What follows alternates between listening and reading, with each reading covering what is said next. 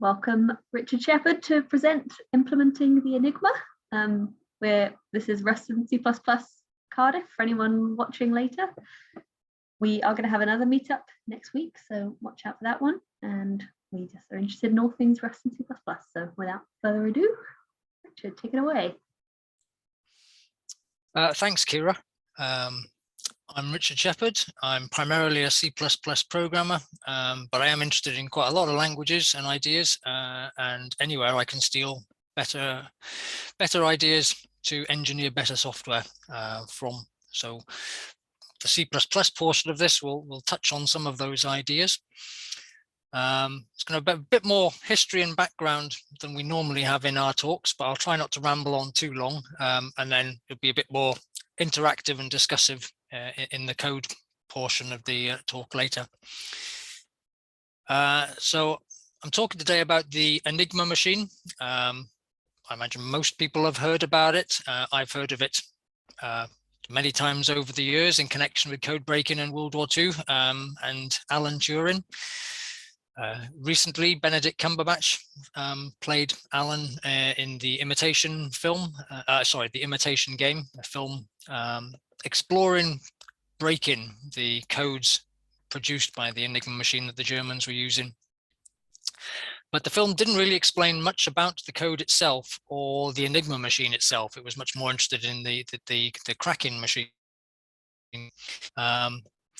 Recently, I had the chance to visit Bletchley Park near Oxford, which is the stately house you can see in the background. Despite that being the image that most people see of Bletchley Park, it's actually that building surrounded by quite a lot of parkland, but an awful lot of old rectangular concrete bunkers where most of the people that were working there actually stayed. It was only the offices and the meetings that happened in the main house. Most of the house that I visited and the museum there concentrated on the people and the events. So even by the end of going around quite a lot of the tour, I still had little idea about how exactly the machine did its mysterious work. And I was still keen to find out. In the gift shop, I found, well, there were many books there, but I searched for and found the book that seemed to have the most detailed description of how the Enigma machine itself actually worked and how it was used. Gordon Welshman, the author, was a mathematician recruited in the Second World War from Cambridge University to work in Bletchley Park. He was involved in developing processes for managing, cataloging and referencing the enormous quantities of communications received from radio interceptions. And he worked alongside Alan Turing and other characters that appear in the Imitation Game. His book that I worked through is a combination of memoirs as well as details of the machines and of the messages and the processes and how the whole operation tackled understanding German communications. Gordon himself ended up being awarded an OBE for his war work before he emigrated to the USA, where he continued to work on computers and their applications in security and communications. Eventually passed away in 1985. I'm no historian, so apologies for any mistakes or misunderstandings I make in the talk today. All the stuff that's detailed and correct, I can thank Gordon for. Anything that I get wrong is entirely my fault. There are plenty of other explanations of the Enigma machine on the internet, as well as simulators, but I found it quite an interesting challenge to try and piece together all of Gordon's slightly dated descriptions and work out what the machine did from it. Because I couldn't visualize how the whole thing worked, I was keen to model each piece as it was described in the book. But I was quite anxious that that when I got to the end of implementing all the bits, I wanted them to fit together as well as possible. So I didn't waste a lot of time having to go and rebuild them all. So I was quite interested in how could I code them in such a way that I couldn't make too many mistakes. So long as my code reflected how they physically connected in the real machine, would that be enough to make them fit together in software? Which is where we get onto the second part later. going into the machine itself in a little bit more detail, it's apparently a well-known law of any talk on secret communications that I have to start by explaining that a code is the use of words or phrases instead of the intended message, whereas a cipher is a replacement character by character with no knowledge of the actual message, meaning, or content. Ciphers are more flexible, but potentially more crackable. So the Enigma machine encrypts or turns your message into a cipher of its original meaning. I also, by law, have to tell you that codes and ciphers have been used, been recorded being used by the Greeks in 4000 BC, when they used a taped baton, a tapered baton. Imagine like a conical baton that they would wind their message tape around, and you'd only be able to read the message correctly when the letters lined up on the right shape baton. Since then, obviously, encoding and encryption has developed a long way.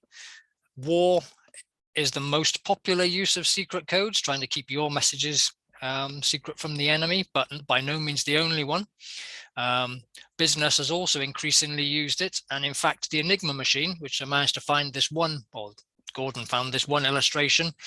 You can see Enigma is actually the brand name of the machine, produced by a business company, the Sherbius company, which was widely used by businesses for keeping their business communications secret long before the war started, which partly explains how the Germans were able to take advantage of it and mass produce it and distribute it for use throughout their armies and their forces and with their allies. It was a battery operated device. It had no radio, no printer. All it had was buttons, some mechanical dials, and a series of lamps. You can't quite see on this illustration, but just above the raised keys in the middle, there's a repeat of the alphabet, but with a little light bulb behind each letter. And it's those that would light up when you press the key. For this reason, the Germans referred to it as the glow lamp machine rather than the Enigma machine. There were lots of other variations of this machine, including one used by officers in their headquarters, which did have paper attached apparently later in the war. But I'm going to concentrate on the basic machine. Just to try and clarify the different sorts of components in this machine. This is a much better photograph than that you can see the actual letter lighting up. There's several aspects to the encryption. There's the parts that are fixed, that aren't going to change, and there's the parts that change more frequently. On the left-hand side, I've found an illustration of a decoder ring. It's probably actually more recent than the Enigma machine, but it's a little easier to understand.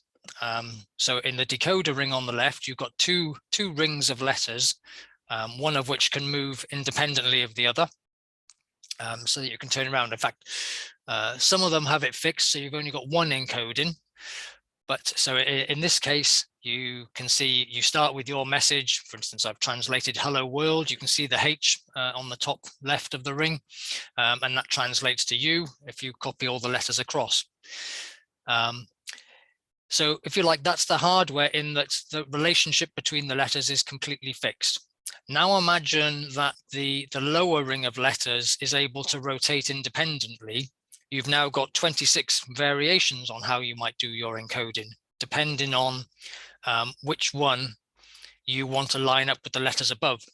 So suddenly you've got two parts where you've got the hardware part, you've got the two rings with the sequence of letters on, and you've got the ability to manually rotate one of them, so that your different messages might all assume a different initial position of that lower ring. In the case we've got there, it's hard coded, or it's hard set so that the A is up against the N, which you can just see at the top right. So the Enigma machine is basically just a more complicated version of the decoder ring. It's got a load of fixed pieces that are not going to change throughout the lifetime of the equipment, and a load of pieces that change within it. So if I move on slightly, come on, there you go. So within the machine itself, it's got a number of components. I've listed them on the left in roughly the order, if you can imagine the the action taking place. So it starts off with the keyboard where the user can press a letter. They've only got the 26 alphabetical letters, no numbers, no space bar, no punctuation. That gets pressed, and so that's fixed. I'm just trying to think the easiest way to explain the different parts of it. The Rotor Advancer is an internal bit that makes things more complicated. I'll get to that in a sec. Down the bottom, you can see the plug board, which is what the keys are most directly connected to. You can't, until they open the wooden flap, you can't see it properly, but there's actually 26 connections inside that plug board part, one for each letter. And then there are up to 11 wires used to connect pairs of the letters together. So that's the first level of encryption. That does a very simple swapping of each letter for one other letter. And that gets then passed on to the Scrambler, which is in the top portion of the device, where you can see it talking about rotors. Those are the only external bit. Underneath the hood, there's the Scrambler, which has got those 3 disks that are being pointed at, each of which further complicates the letter that's been typed in. Then to the left of the rotors, underneath the hood, there's a turnabout board, which changes the letters and encrypts them again. Then it passes them all the way back through the 3 rotor disks, each time swapping the letters around again, before finally it now passes them to the lamps, which are the letters that light up above the keyboard. So there's lots of crisscrossing going on, but the important, or one of the important parts, is how many possible variations of all these things there could be. So of the fixed hardware components, the rotors, the 3 disks that you've got at the top that are hidden, and the turnabout board are all fixed wiring.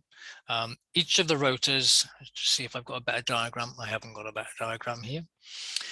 Each of those rotor wheels connects, has 26 wires going from its right side to its left side. So for all the letters of the alphabet that are being passed into each of those wheels, it can connect that to any of the 26 letters in any order. But that wiring is soldered onto the wheel. So each of those wheels has got an enormous number of possible wiring combinations it could have, but once there, it's fixed.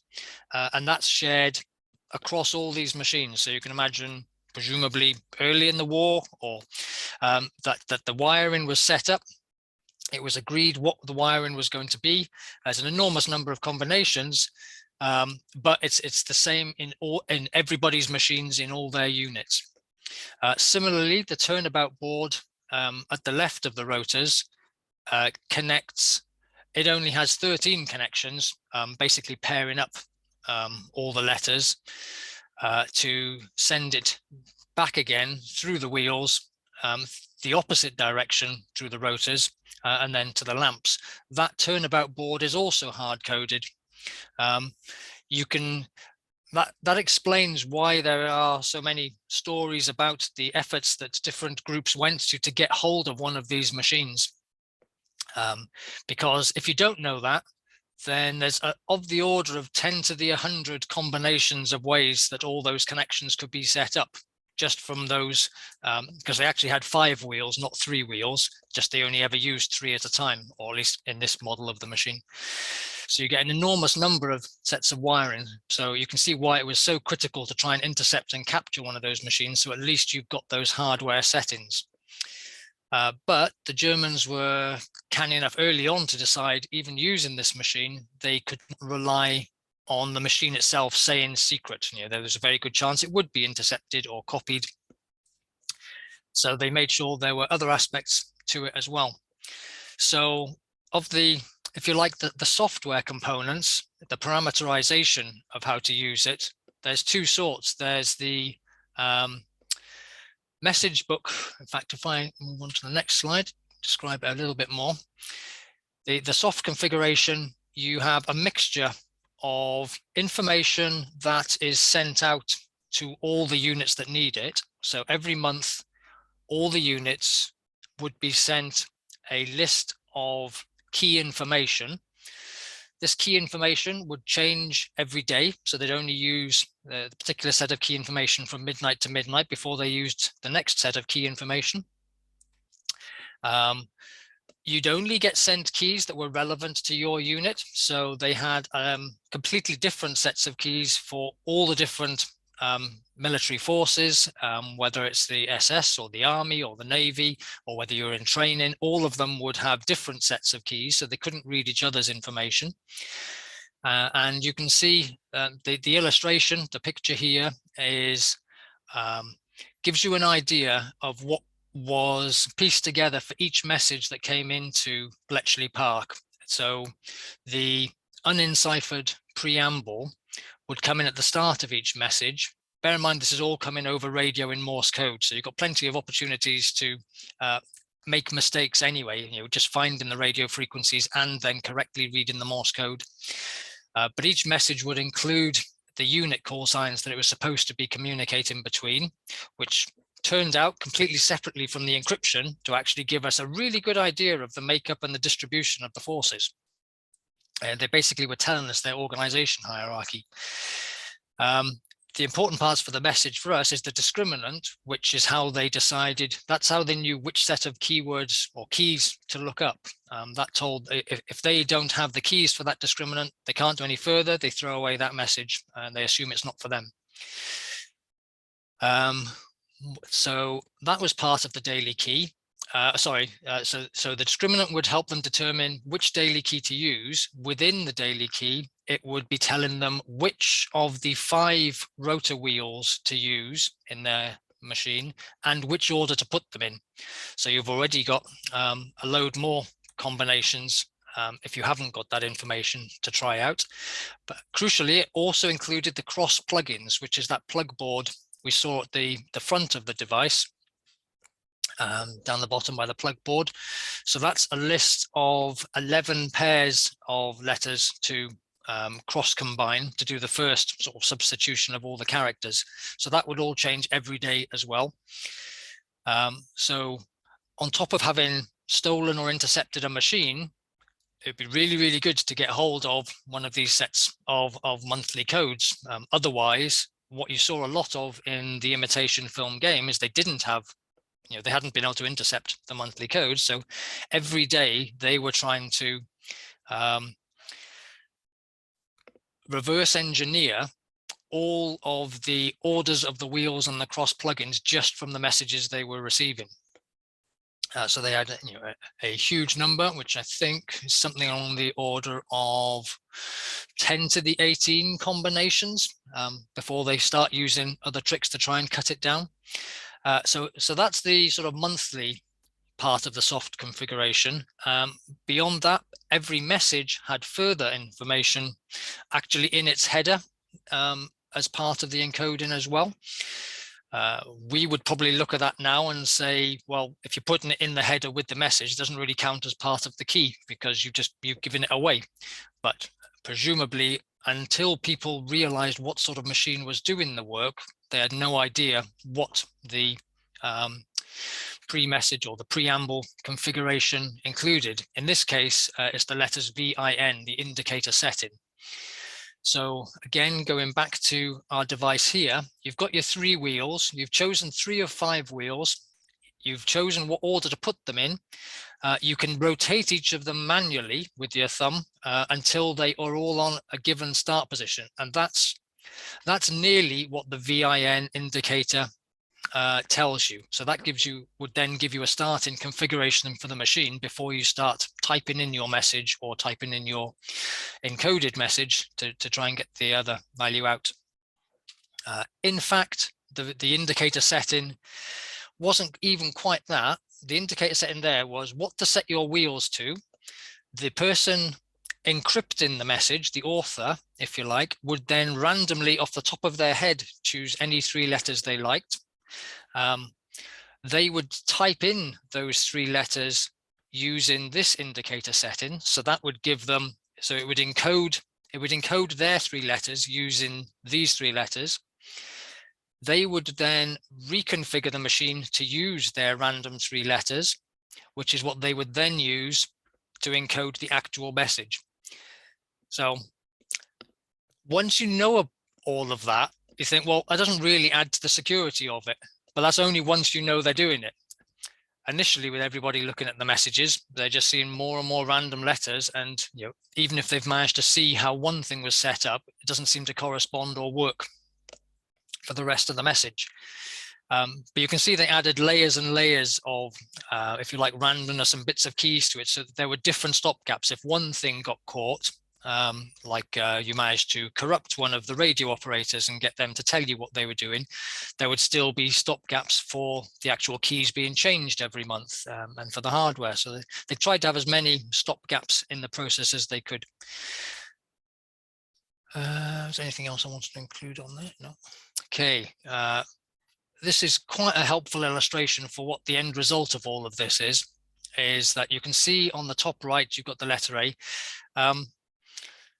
I'm always intrigued by how people used to do things. They used to do incredibly complicated stuff without computers. If you look at the Industrial Revolution and all the machines and all the clever gadgets people invented to do these sophisticated operations, and this is no different. They had a fairly complicated but robust machine that could do this incredibly complex operation. And in fact, all it's really doing is creating a very simple electrical circuit between the key and the lamp. So you can imagine a battery underneath. You've pressed down your key, all the rotors click into position, the electrons go around completing the circuit to the relevant lamp, and it lights up. And that's all there is to it. So it was relatively simple components. You imagine them be reasonably manually, you could expect to keep them clean or to replace one with another, or even to do a bit of soldering and sort of keep them going. One complication I didn't mention earlier was the rotator. So every time you pressed a key, say in this case A, you can see the first thing on the right-hand side it goes through is the plug board that your user has had to put all those wires in manually. The next 3 things, the middle 3 slices, are the rotor wheels. So when you press a key, the one closest to us, wheel 3, rotates by 1 click before it does anything else. And once it's rotated to a certain position, as far as I can gather, every 26 positions, then the second wheel will tick on 1 notch, and the first wheel will then continue rotating. Certainly if the second one rotates 26 times, then the third one will also tick on 1 notch. So apart from having put all these wirings in place, they're all rotating. So it's as if you were using your decoder ring, and every time you did one letter of the message, you moved the lower half of the ring on 1 more position before encrypting the next letter. So all of these things would mechanically tick along, reversing the signal, sending all the way back to the lamp until you got your output letters in place. That's the historical bit of the talk. So I can now tell you what I attempted to do in code, unless people have got any immediate questions they want to try me out on. As I say, I'm no historian. Just before we move on to the actual coding portion, it's not hugely relevant, but right at the beginning, so sorry to pick on something right at the beginning of the talk, I thought at one point, might miss it, did you say you have to tell us by law about the ancient Greeks? Only insofar as every single discussion of codes and ciphers that I've ever read or watched always starts off by explaining about ancient Greeks and their tapered rod, and the difference between codes and ciphers. Okay, cool. I was for a minute, I was like, really? By law? Cool, thank you. No problem. Okay, so I started, as I was reading through the book, trying to get a better understanding of the Enigma machine. I was trying to piece together how it all fitted in, and Gordon doesn't write it. It's a very good book, very interesting, and I'd recommend it to anyone. it doesn't exist to give us a blueprint of how to write it. That's not his purpose. So it's jumbled up a bit and talks about different things at different times. As I was going through it, I roughly started creating bits of code, in particular trying to create the types for the different things I was encountering. So you might remember we talked about the preamble for a message that he was seeing and how that was made up of different parts.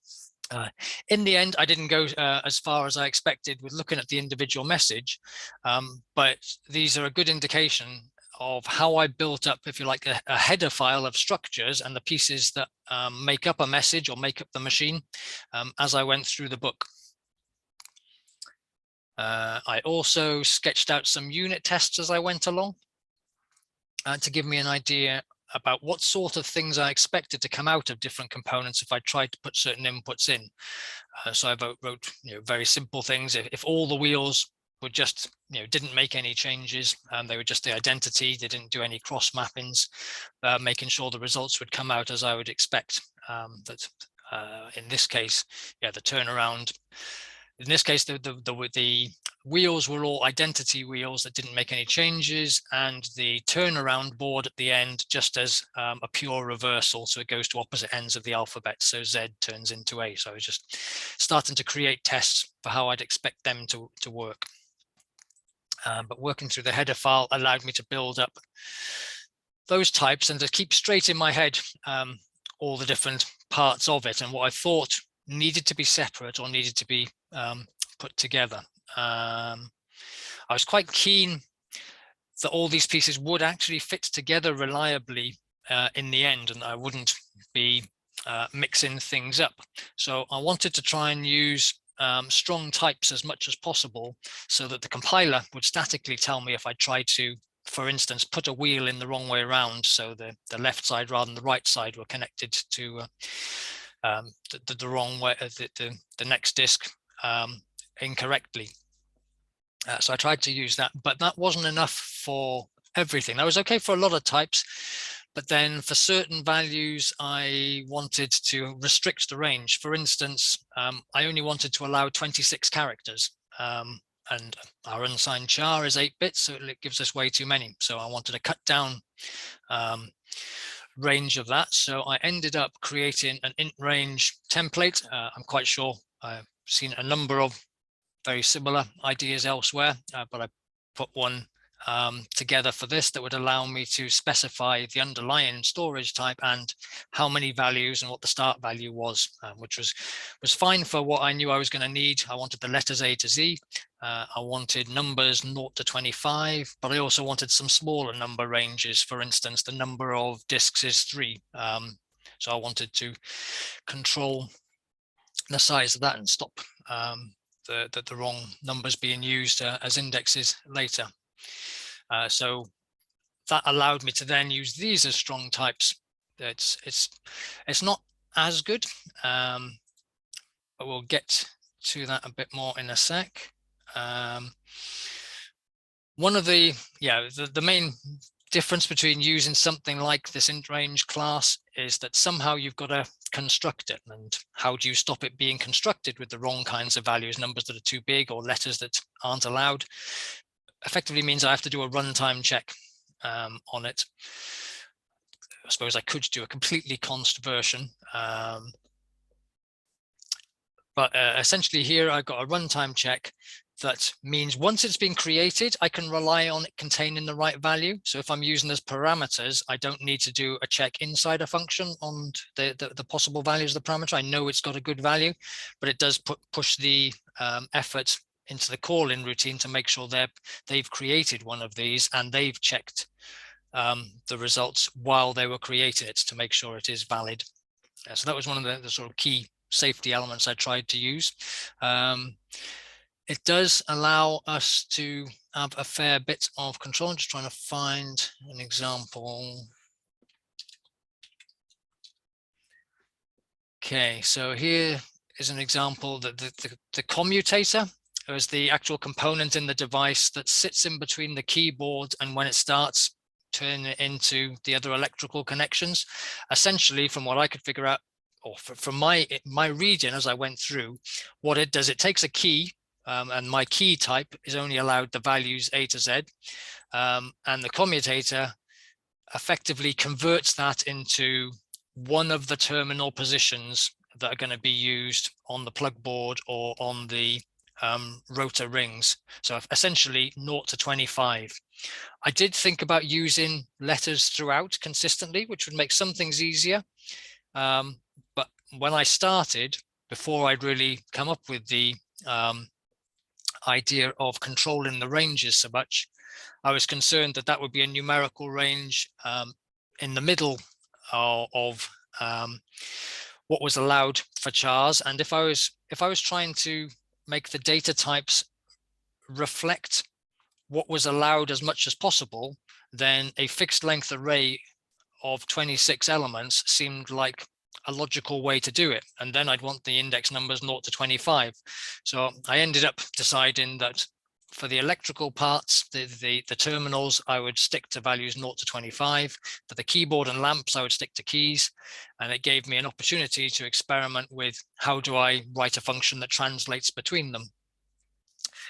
In this case, you can see it's not particularly pretty. I will say that the more security you add in, the more things start getting uglier until you start creating helper functions. So in this case, I know because I've been passed in a key that's been created validly, so long as I've got a key, I know it can only contain A to Z. There's a helper function on these, what did I call it? Ranged int. That will tell me how far along the range of values it is. So in this case, the index would actually give me 0 to 25, very convenient. So my terminal creation would only accept unsigned chars, and because it only wants to allow certain ranges, it in turn has to use a create method to make sure it's creating a valid terminal, and that's the only way I'm allowed to create a left terminal. What I haven't had to do is check in any way what the key value is, because I know once it's been created, it's bound to be correct, so I can reason about it. I don't have to put extra if statements in here to check it out. What I will mention is this create factory slightly more. In fact, I'll come to that, back to that in a sec. What else did I do? In the header file, if we go down to the bottom, which is probably the easiest, because I ended up with the largest pieces at the end of the file made up of all the sub pieces. So these should be slightly more recognizable. So the overall Enigma machine I created from a fixed size array of wheels.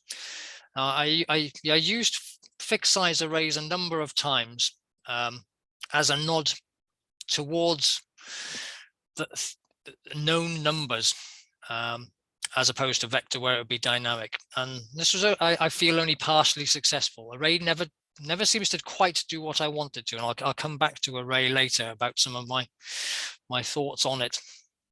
But we've got a fixed number of wheels. In this case, it is the machine itself can have a collection of 5 wheels, of which only 3 are used at any one time in the scrambler. So my mental imagining was you'd get your wooden box, it would come with a set of 5 wheels, and it's got the main typewriter component, and importantly, it's got the plug board at the front and the scrambler inside it. At this point, I was stuck about, well, which bits, what sort of interface do I want on the machine? So what I went for was the hard-coded pieces, the actual parts that none of the operators could change. I put them in the constructor, and then made the soft portions, the actual selections of which disks and the settings for the plug board, put them into a configure method, so that it was a bit clearer what was going on.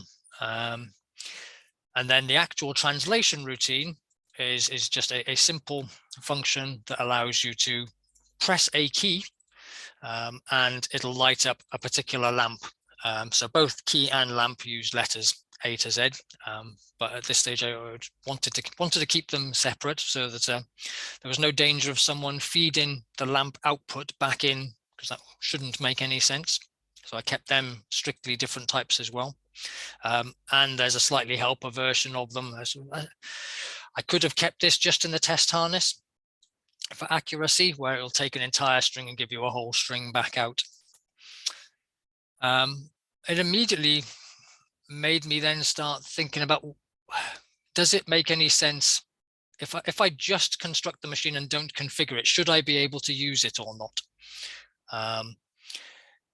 If I'm not able to use it until I configure it, then that means when I call lamp, it's going to have to give me an error, which I could do. Could start returning optionals and things from that, or throw in exceptions.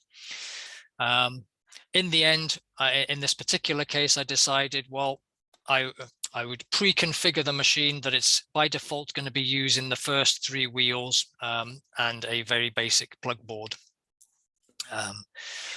A plug board that's just got all the sort of one-to-one mappings. And so configure, you could optionally do when the user wanted to change it to any other setting, but they were all design decisions I was trying to work through as I encountered them, to work out what would make it safer and more reliable to use. How can I make this class from a software point of view as foolproof as possible, and to need as little extra checking as possible, while still reflecting the realities somewhat. Okay, so in the machine itself, you can see everything is being passed in by value. So at this point, I'm assuming people have been able to create a correct, good turnabout wheel and a good plug board and a good wheel selection and so on. When we get then to the plug board itself, if you remember, the plug board is what I'm referring to as a plug board in this case, is just a set of which cross wirings does the user want to do between the 26 letters, or between 11 pairs of the 26 letters. You might wonder why 11 pairs rather than 13 pairs. When you do the sums, that actually gives you more combinations, because the ones that aren't crossed, you're leaving them, you don't know which ones they are, so you end up multiplying everything up by 26 a lot more. So when you work through the numbers, you get a lot more combinations for your enemy to have to sort through if you've only got a possible 11 cross couplings than if you actually force them to cross couple all 26. Anyway, sorry, getting back to where we were. The problem with the plug board is not everything is legal. You're not allowed to connect the letter A to both B and C. You can't connect a letter to itself. So all of those things are suddenly much more difficult to enforce, certainly at a static level. So I quickly moved to, instead of allowing constructors, having factory create methods instead, because they would have somewhere to do the check-in on the input parameters and only optionally give me back my result, which is good. It gave me the flexibility, but it's bad in that it's not checked statically in any way, which was frustrated. The alternative is to make things more static, is to come up with data structures where pretty much every combination of the valid types is allowed. So it's trying to come up with different data structures that would actually inherently enforce the relationships that we want, which I was surprised to find just a simple cross connection pattern, just where a pair where 2 numbers have to be different. There's no obvious data structure that would actually enforce that. I mean, the closest would be something like a pair where you had a value, comma, a distance. So the distance, if you could enforce the distance being 1 or above, you'd then guarantee that between the 2 of them, that they were always specifying a pair of different values. But even that doesn't quite work. And so a very simple concept that's very easy to physically make. You can easily imagine these electrical contacts and a plug wire. There's no way you can accidentally plug it into itself, because you've plugged one end in already. You can't plug 2 different wires from the same letter to 2 different letters. It sort of brought me up short to realize there were lots of things that you could build physically that would enforce your constraints, that there wasn't really an obvious way to do statically in code. And so we were left doing it at runtime with things like this create method. So for instance, this create method, what does it look like? The plug board create, where are you? It is this method. Sorry about my machine, it's a rather elderly one connected up to the monitors. So in here, it takes in the user's suggested plugs. It in fact hands it off to a helper method where the actual work is done. So this is the sort of check you'd expect it to see it doing. In this case, for the plug boards, if they don't specify any cross connections, then the default is everything connects to itself. So we're able to create that. And then it goes through the plugs, creating the set of cross couplings with the correct types. So it's made sure that we've actually put together an array of valid, possibly valid individual plugins. We then call, I've got a helper class which just manages connections, so it knows a little bit less about the business side of things and just wants to connect, check that these are valid connections. It in turn, if I go to that, let find it, it simply is checking that by uniqueness that all the connections must be valid. That's one of the properties that we're wanting to preserve in this case, that we haven't overused any and that we have covered all the options. So by the time we come back from that routine, if it's happy, we've now got an optional. I've lost where I was. Where was it? Scrambler. 2 connections. So it's come back with an optional, which we can then pass further on, which in the create method, it checked, okay, is that all right? If that was all right, then it's happy to actually call our private constructor using those connections and actually store it off. So this create method still ends up invoking a constructor, but only once it knows it's got valid input. And in particular, the actual conversions that we wanted to do, it was sensible for us to do them at the time that we were doing the check-in. So we're not having to redo any work in duplicate. The end result is we either get back a valid plug board or we get nothing back. So it's then up to the user. They're going to have to check whether their plug board was good before they try and create an Enigma machine using it. And that same idea quickly ends up permeating throughout a lot of these components.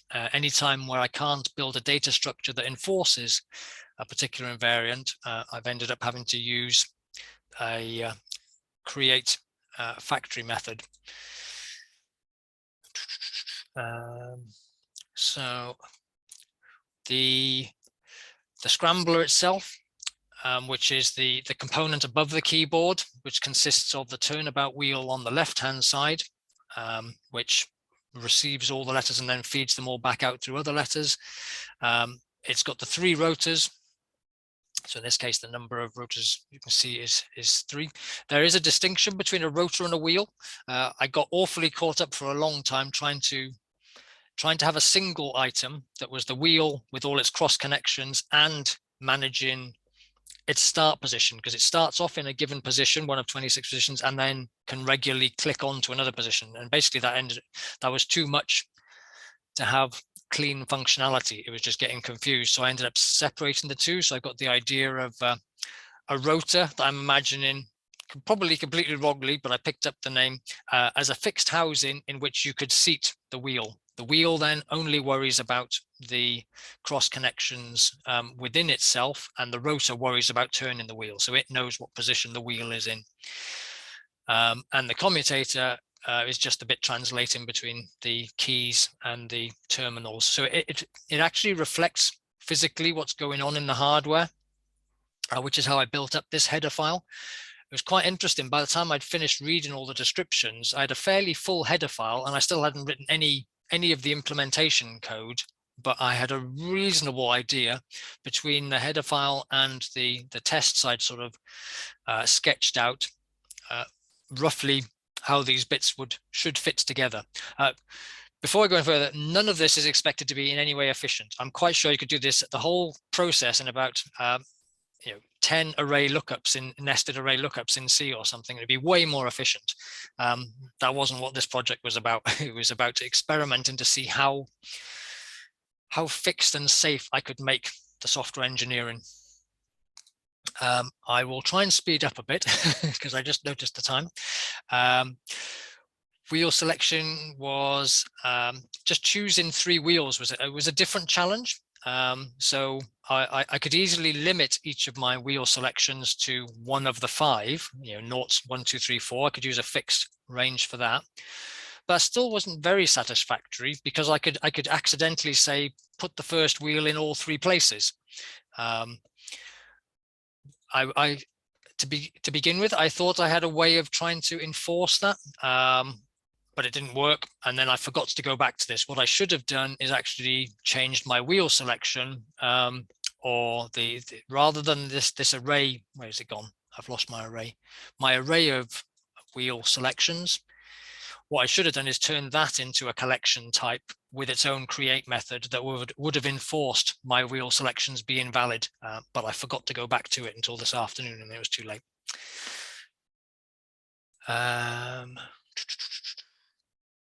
What else did I want to point out? One of the bits that actually, so that you can see, is not all just passing data and translating it. Something that actually starts to do some of the work you can imagine going on is the actual rotor and using the wheel. So imagine you've got your you've got one of these 3 wheels. You've got, picture your signal coming in on the right hand side to one of the 26 connections through the let's use the right terminal, and I deliberately differentiated between right terminal and left terminal to try and force myself to make sure I didn't accidentally call to left when I meant to right, because it has different effects when you go in different ways through the wheel.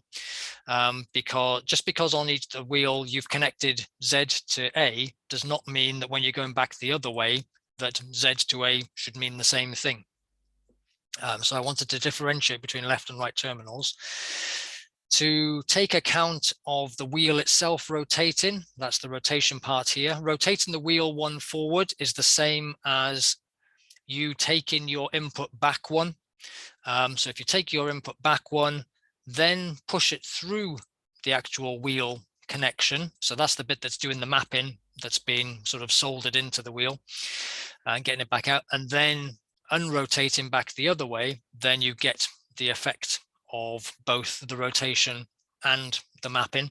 So that's the bit of rotor functionality. And when you put all them together, probably the longest function I ended up with was the actual Scrambler function. So this is the bit that's doing most of the encryption. It's still after the plug board, so you've already had some encryption there. But once you've gone through the plug board, that key value goes in. As I said, every time you do a single key, it actually rotates the rotors. So I had a loop that would increment the wheels. It increments the first one by 1, and only increments the second one if the first one has gone all the way around, and only increments the third one if the second one's gone all the way around, and so on. Then we translated just from the input key into a terminal. Then you've got the 3 wheels. I experimented with a couple of different ways of trying to organize this. I was trying to make it as safe as possible. In the end, the way that seemed cleanest and safest was to use the stud accumulate method, which is very similar to a fold method in other languages, where you're passing in one input and you're combining the output of one function with an accumulated result. In this case, it was the actual value of the terminal that kept being passed back in to itself. So essentially it allowed me to go through all 3 wheels, carrying out the same process repeatedly to actually apply them all. I did experiment with a couple of different ways of doing it. Not 100% happy with any of them. Then you've got a call to the turnabout wheel, and then you go back through. Notice we go through the wheels in reverse because they're numbered 0 on the left, even though it's the rightmost one you go through first. So you went through the wheels in reverse, then through the turnabout box or board, and then you went through the wheels again the opposite direction, so going through it forward, and then turn it back into a lamp. So overall, I was reasonably happy that reflected what was actually going on. What was interesting is the individual bits of logic in this routine. Each step is fairly trivial and straightforward. There's only one thing you really can do. The types made me get the types right. By the time it compiled, it worked. I really did very little debugging. The only times I've stepped through it debugging it, it is a pain. These are more difficult to step through in a debugger than simpler, more imperative code would be. But the only times I have stepped through it, when a test was coming out wrong, it turned out I got the wrong result in the test. The actual code was working fine.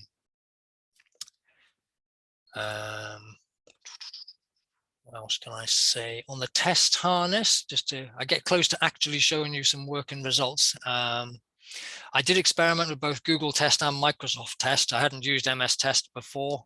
It integrated nicer, but I couldn't find nice ways to get nice messages out of it. Whereas Google Test, it's very easy to string messages on when there are problems. Going through the test, I already mentioned the identity one, and you could see simple letters. So this first test was just using the plug board to reverse the alphabet, and nothing else was going on. So I broke it by giving it really simple wheels. Even in this, you can see that when I put hello world in, I get out a given value. The wheels are rotating, because they're identity wheels, it doesn't make any difference. So even if I use the same wheel and pass in several messages one after another, because nothing's reset in between calls, it still keeps passing out the same information. And the biggest thing I learned in this whole project about the Enigma machine, which I'd never appreciated before, and if we actually flip back briefly to this diagram, is the way encryption and decryption works. No matter how complicated all the wiring is, one letter ends up connected to another. And then as you move on, everything rotates, so you get different connections. But crucially, imagine you're the person typing in the message in the first place. You pressed A and you get out the letter K. Or if you pressed K, you would get out the letter A. It's guaranteed. It's completely reversible. And that's the essential principle of how the whole Enigma code works. So long as they start in the same position and the same configuration, if you type in the original message or you type in the encryption, you will get the opposite. And that was the bit I'd never really appreciated until sort of working through all of this, was how they made something so complicated be so reliable for people to use, in, I imagine, a huge variety of very difficult conditions. It's that reversibility that was key to the whole process. And you can see a simple version of this where I've just put if I put in hello world, I get out something meaningless. If I put that back in, I get my hello world back. Let me just jump to my notes. What else is good to tell you in the tests? Okay, so I started rotating things. I put in a single wheel to rotate things just by one letter, and you start to see more interesting effects. If I pass in a letter into there, just checking, is this actually working correctly? Is there something I've forgotten about? It rotates by one. Sorry. Good question, Richard. Yep. If you pass in, so I was slightly surprised that if you put in the same input, you get the same output, even if you do it multiple times. Yes, that's precisely what I'm just wondering. They're definitely all passing at the moment. What have I forgotten? Because presumably it clicks. The click Yes, after 26 would. It does precisely that. Yeah. What have I forgotten? Is it all working fine earlier?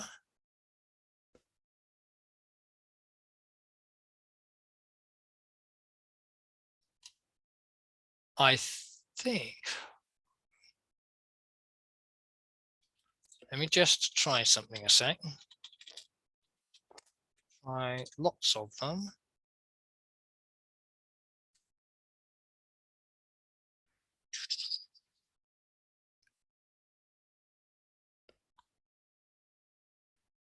Unless is it because this is the identity wheel?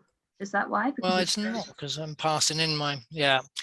I've got to say, I mean, you often get, I mean, you do get repetitions, but that isn't it. There's something odd going on there, which I can't immediately explain, because it's definitely set up the right things and passed them in. It's got the wheel there.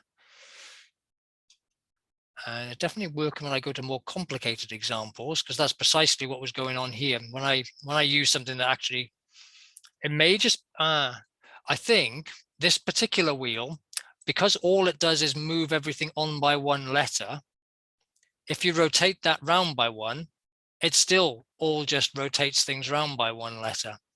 So you're not actually getting a different relationship. So well spotted, and I'm glad I could explain it. When I use a more realistic cross connection, so here we've got far less of a pattern, then you do start to get things getting more confusing. So again, I've only got a single wheel.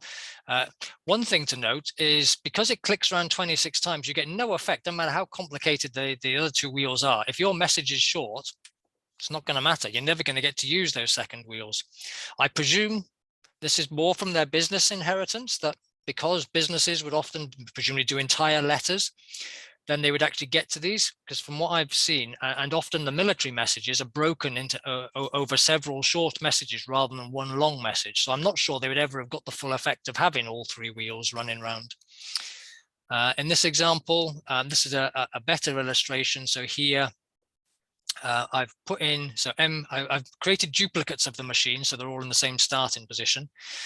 If I pass in an A, I get a Y. If I pass in another A to the same machine, I get a B. So yes, you are getting different letters out. You can see the comment is showing me painstakingly going through, checking that it is the number I expect to get out.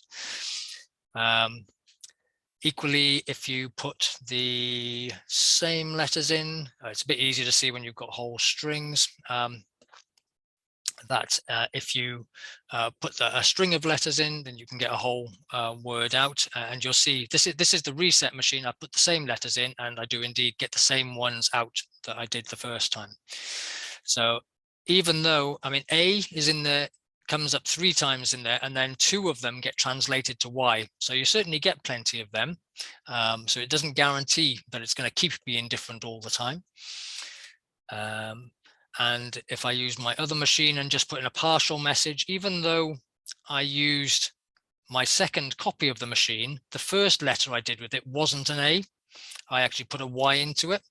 But I followed it with the same 3 letters, and you're seeing the same 3 come out of the later letters. So that's again reinforcing the idea that if you start from the same configuration, you will get the same information out. It doesn't remember anything else from its history. And you can see sort of longer examples. And that reversibility is only if you reset the machine? Is that correct? You have to go back to the same starting point. So in this case, I got a translation of Hello World out. I put it straight back in again. I do not get Hello World back. I get complete gibberish. But if I had put in, if I now put these back in the same order that I got them, so I got these 2 outputs. If I take a copy of the machine from the same position and put them in, then I will get out my Hello Worlds again. And if I put the same gibberish in for the third one, I'll get the same gibberish back out for the last one as well. I did a couple more tests where I was just checking out the individual components. And then finally, after tested all the bits, one thing I will mention in all these tests, you can see creating explicit types where I'm guaranteeing it's because I'm controlling the letter, I'm sort of justified. I don't have to bother checking the optional. I'm sort of willing to take that gamble myself. And so I immediately dereference it and use it. It does mean that your unit tests become considerably more verbose because you're having to use all these factory methods to create things. With more complex sets of data, like the cross connections, I ended up creating helper methods because otherwise it just becomes unmanageable. So in this case, I had helper methods for creating the cross connections and plug boards so that in my test, when I wanted to give it a whole load of values, I could give it convenient test values. And then in my helper method, it would do the genuine going through, calling the factory methods, checking that these are all valid components, and then eventually gives me back either a valid set of cross connections to use or an optional for it. So it sort of illustrates the combination. The whole idea of the factories and optionals works great when you don't have the literals. It's a pain in the neck when you do have the literals and just want to use them because you know they are correct. So you end up having to put methods in the way. This last example was a genuine machine. These are sort of, well, I say genuine, reasonably genuine sets of connections for all three wheels, and for the cross connections for the turnabout wheel, and for the input code is not just AAA. I've actually chose 3 different settings for the wheel, and for the plug board, we've got them all set up, and then given it a chunk of text, which in this case was just a bit of the biography of the author. And you can see you actually get out some completely meaningless rubbish to stare at. I did organize, I mean, roughly the messages as they were managed when they were intercepted were managed as 5 groups of 5 letters to try and sort of make it easier to refer to what they were looking at. So this gives you an indication of that. But one of the things that occurred to me early was, without any punctuation or even spaces, it must be really difficult, and there must be loads of ambiguity in half these messages anyway. But I guess they coped with it. There's a couple of, I'm aware time is ploughing on. There's a couple of other notes and complications I did come across. In particular, some of my pet peeves with things like stud array is it's not really very good for actually trying to have a fixed size array, because when you initialize it, it doesn't demand that it actually be the right size. You can give it smaller literal inputs and it'll quite happily accept them. The compiler will complain if you try and give it a bigger initializer list. The biggest problem I had with them is that they're really awkward to initialize. They don't have a constructor that you can pass a begin and end to, like a lot of other containers do, I guess because of the fixed size element, which means that anywhere in the code that I've wanted to work with one to set one up, like here, I pretty much, you have to create it and then iterate through it, setting its values. And that creation has to be legal, which means that your type has to be default constructible. Even though in the case of, for instance, the plug board, I didn't really want, did the plug board use one? Or was it the connections? One of them, I didn't really want it to have a default constructor because there's no obvious, for my cross connections for a plug, I wanted them to always be different. So I didn't want to create a default one that would not have different values. I'm trying to find where did I have an example where I had to create default constructors, even though I'd never want to use them, but so that they could be created in arrays. And somewhere I had a neat and annoying little example of one.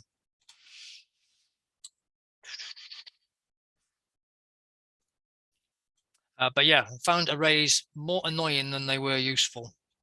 That was it. So my cross connection, I had to have a default constructor, so I could set it to the first valid value, so in this case 0, but the other one has got to be an arbitrary different number, which was frustrating.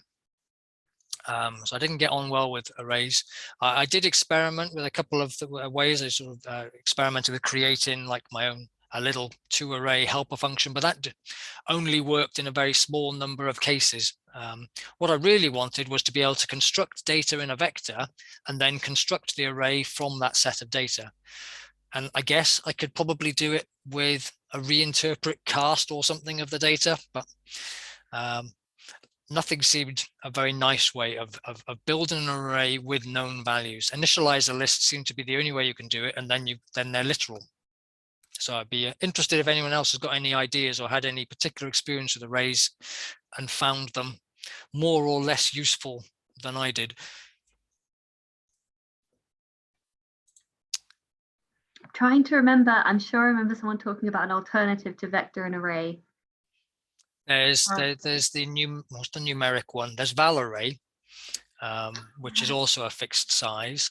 I'm thinking it sounded a bit hokey, but apparently it's very. I'll try and think what it is.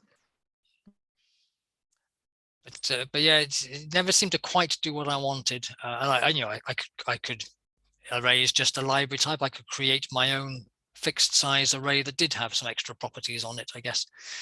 And did insist on being given exactly the right size inputs. But then you're back to doing it all in at runtime, whereas part of the point of arrays was trying to get it a bit more compile time checked, because it's a fixed length. What else did I find as I was working through these things? Yeah, using optionals. You can see the pattern. Once you start using it, it spreads out everywhere, of having to have factory methods and doing lots of checks everywhere. What I did find is you end up with quite a lot of code to use the optionals nicely, or reasonably nicely. You end up doing a lot of negative checks, as an example. So you end up having to construct something, and if it didn't work, return null, and then at the end, that's not a great example, then at the end return a good one. Here's a better example. That's the wrong way around.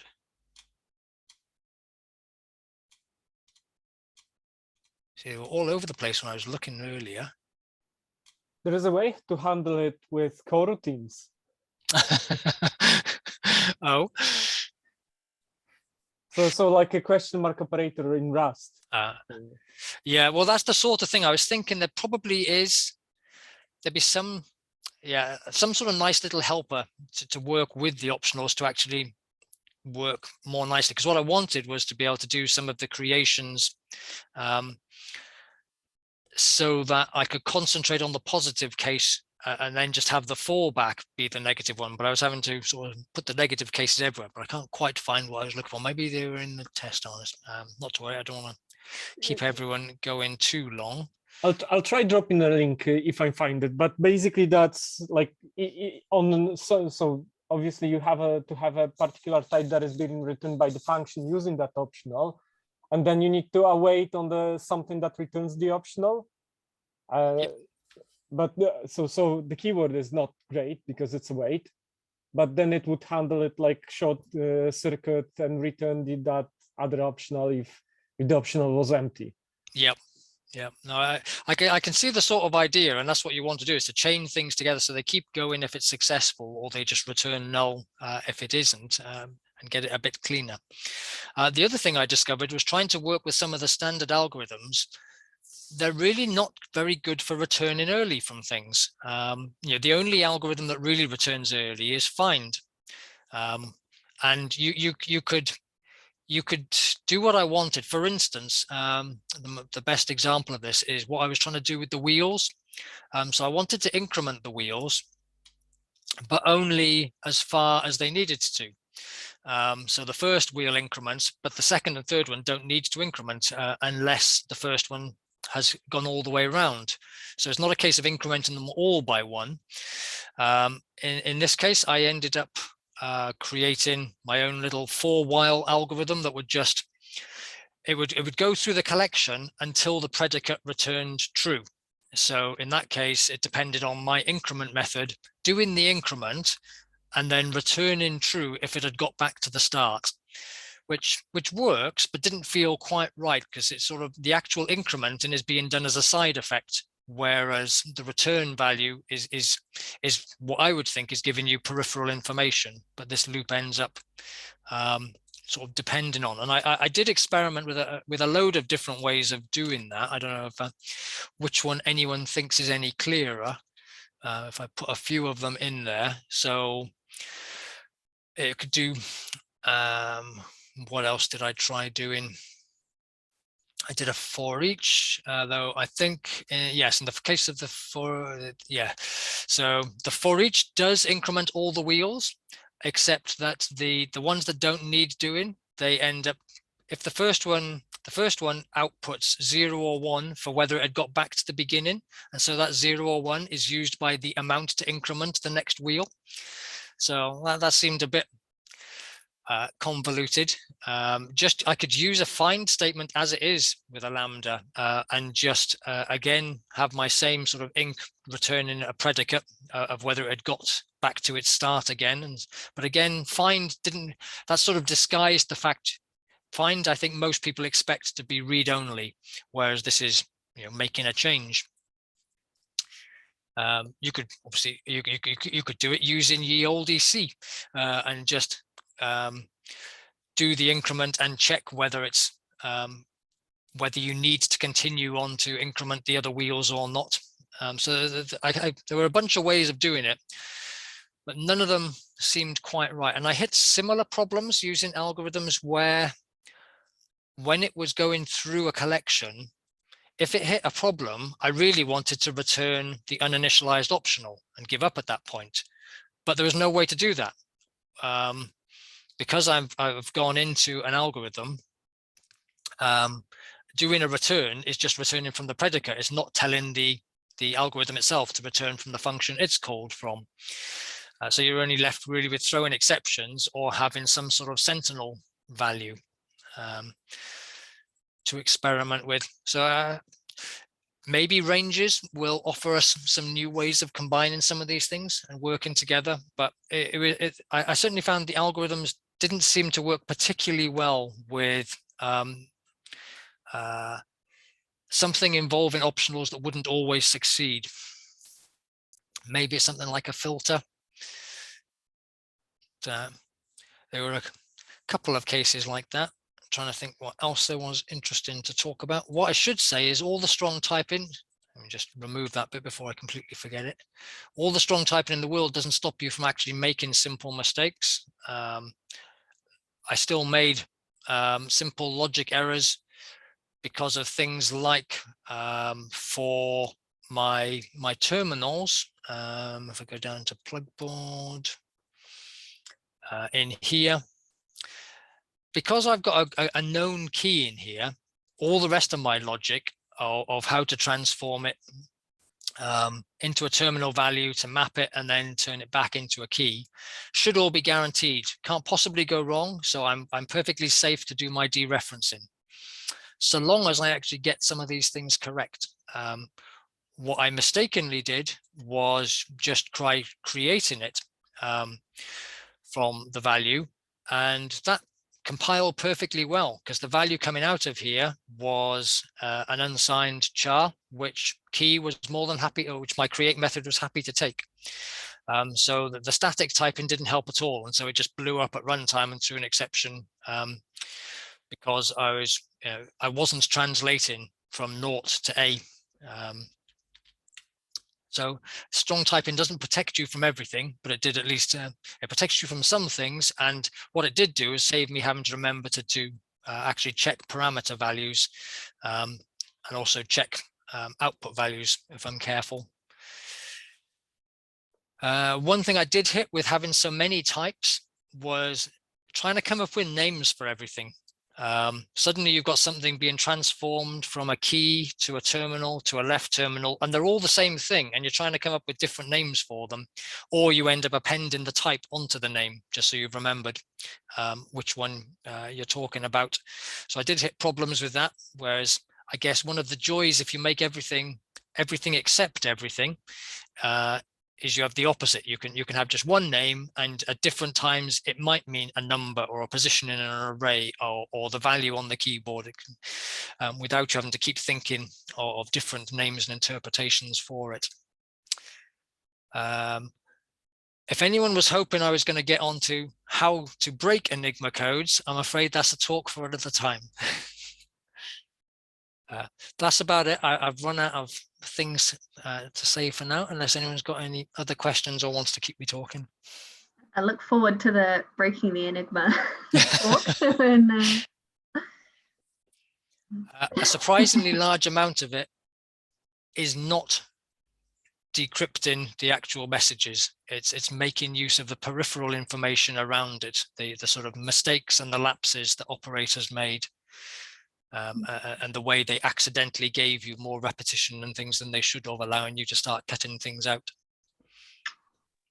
And it is hard to write those tests, right? Because you need to figure out what comes in, what should come out. But this reversibility you did mention, right? Yep. It is nice for the test because that's like the sanity check. Yep. So you create one machine, encrypt, then the other machine with the same parameters, encrypt again. Exactly. This is something so I'm working for a company doing some kind of encryption of assets, and we implement some of the encryption in the driver using C++, and we're using AES, CTR, and CBC encryptions, and that's basically like one of the first tests I've been writing when doing stuff like that. Yep. And to be honest, I was confident enough about the code when I put it together that I was confident I could test individual aspects. If I could check individual components were working correctly, and I'd checked that the communication between two components was correct, I was pretty confident that the overall string was working. So I haven't done an exhaustive amount of testing. I tested each component and then I put in a whole message to see what it looked like. got a question from, oh, sorry. That's all right. I was going to say the easiest way to test it is that there are loads of simulators online that I've seen that you could probably put it all into as well and check that they come up with the same results. But yeah, I wasn't overly worried about it. One, right? Yeah, exactly. At least the first one. I can see Tim's put a question in there. Property-based testing.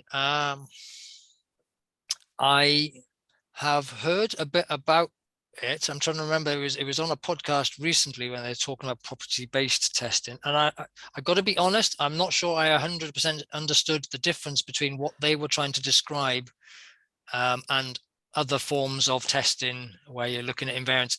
Property-based testing seems to be where you would set up conditions or invariants you expected always to be true, like reversibility. And so my understanding of it from their talk was it was the sort of thing you would run on every test case, just sort of in the background,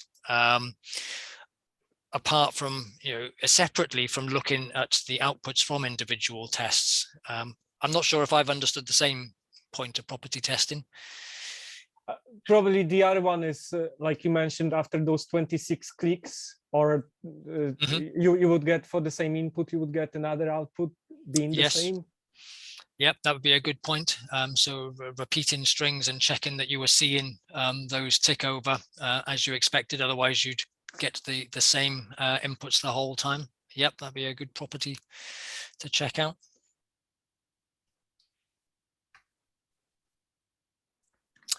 I had less of a question and more of a, when you were going through like the design of it, the first thing I thought was this, because you've set it up this way, it would be not too painful to visualize it. Whereas if you set it up as just like the most efficient lookup tables, then you would lose that ability to visualize it. And I think with something like this, it would actually, it would lend itself quite well in terms of, like you're saying, at the museum, they didn't really give you a good explanation. You should drop this code on them and say, if you've got an intern, get them to visualize this. I agree. It would be very easy to miss out one part of the rotate, unrotate, for instance, when you're working with arrays like that. You just got a whole pile of nested simple array operations. It'd be much more difficult to see. I did experiment, or I'd like to, if I was doing it again, I'd experiment with whether I could do it as more of a piping operation, so that things like my Scrambler would look, would just pipe, if you like, the key entry into one operation after another until it came up with the output, rather than calling the components and asking it to do the transformation, which I think works fine so long as you've only really got one operation you want each component to do, which in this case we do. I would say this is a particularly special case program. There's very little in the way of branching going on. It's really very clean end to end. It's probably the sort of thing, if you were really keen, you could turn the whole thing into a const expr implementation. Not sure you'd gain a great deal from it. It'd be useful for my test cases because they are all literal known at compile time, but not much use for running it on, or not much different for running it on real messages. There was something else that occurred to me just now, but I've forgotten what it was. Also, because of that position-based clicking, right? Yep. I think if the machine had like a initialization also to set the position, you would be able to parallelize that in terms of encryption, decryption. So that would have to be an extra parameter being added, right? You start with that position and like your thread is decrypting, encrypting that particular block of data. And then you join them. So you mean that you couldn't, if you were trying to deal with very large volumes, you couldn't parallelize it because they have to be done sequentially, because they rely on the change state each time, or you need to be able to, you know, look ahead to know what the state's going to be at a given time and have all the parallel threads with different states. But that state is predictable based on, yes, you're right, it is on the offset, right? Yeah. So you could say basically first block has 1 meg of data and the second block has another meg of data, and the second block would be processed by the another Enigma, but which is set to the same initial configuration plus that many steps. Yep. Correspond to the 1 meg. Yeah, you're right. I mean, if nothing else, you could do 26 to the power of 3 and have each block be that size, and then they'd all start from the same initial configuration. Yeah, good point. You could indeed. You did also mention, like when describing the Enigma, that the encryptor, they were so in the header they were just randomly choosing some first three characters that were corresponding to the particular setting. That's right. So this with current encryption, right? It corresponds to salting basically of data. So making sure that even if you send the same message with the same known configuration, you don't get the same output. So you cannot reverse engineer that this way. I think it's rainbow tables, like in terms of user passwords. That's what they call them.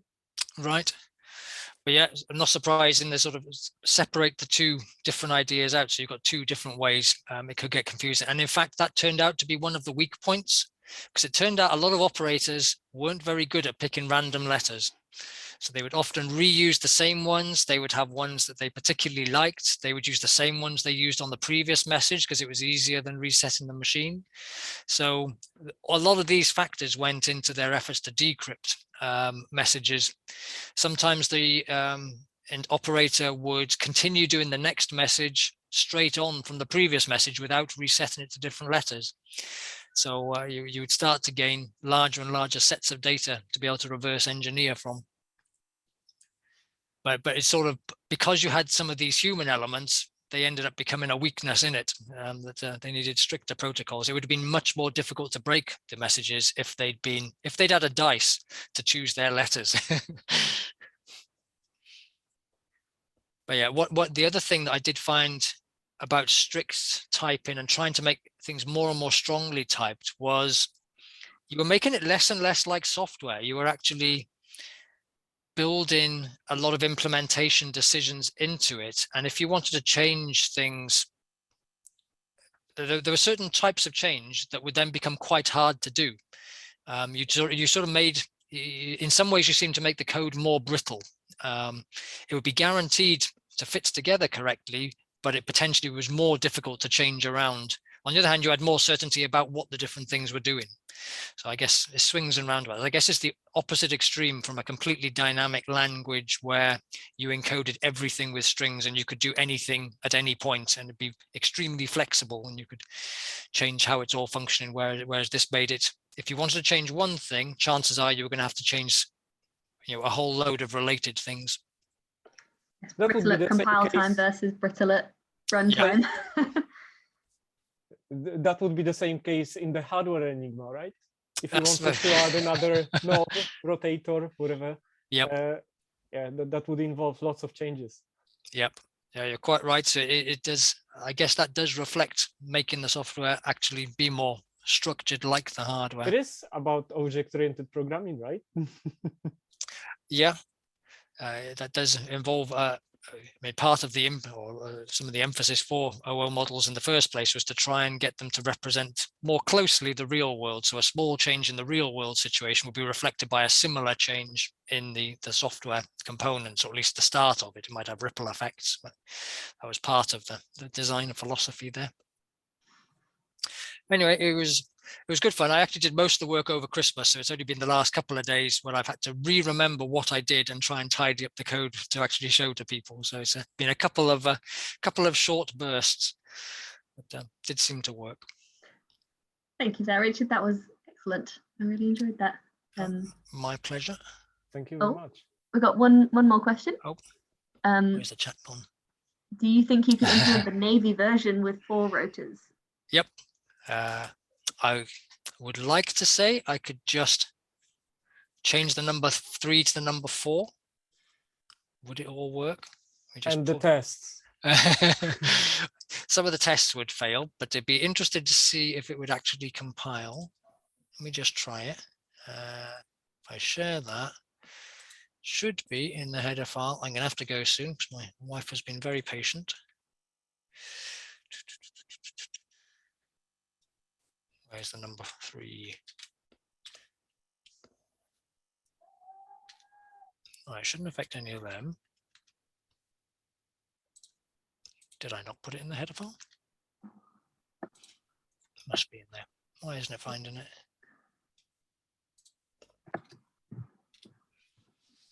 It's in the configure for the machine, right? That was where you pass in the array. There was a constant I used, so I must have put it down here. So you're right, it was lower down the file, closer. Right. Okay, moment of truth. Will it build?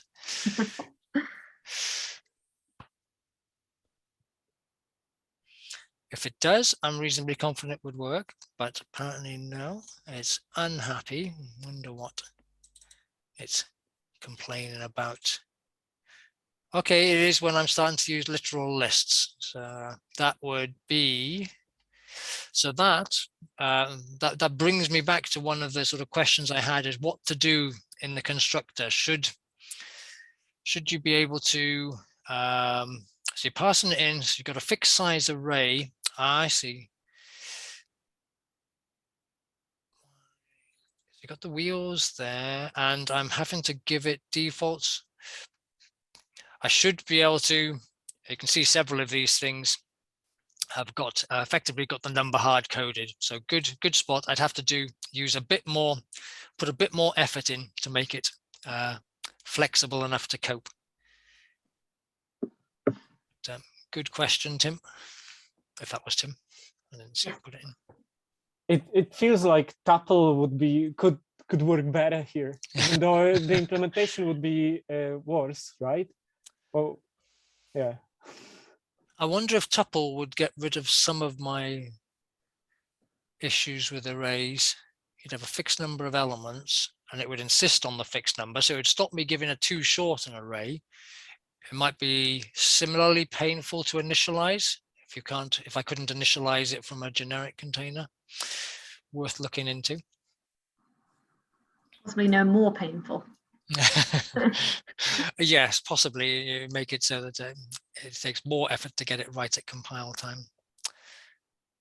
But all right, guys, thanks for the opportunity to explain my recent hobby, and if there is interest, then I will start putting together some notes for another talk sometime on some of the decrypting side. What I'm not sure is how much that would actually involve the software. I would be interested in trying to understand what the mysterious big machine that you see Alan Turing building, the bomb machine, exactly what it is that's doing. I mean, I assume it's some sort of a brute force attack on all the combinations, given all the extra information they've managed to cull into it. But it might be interesting to see if I can find a description of that, and even try it on a message and see if it can get through it.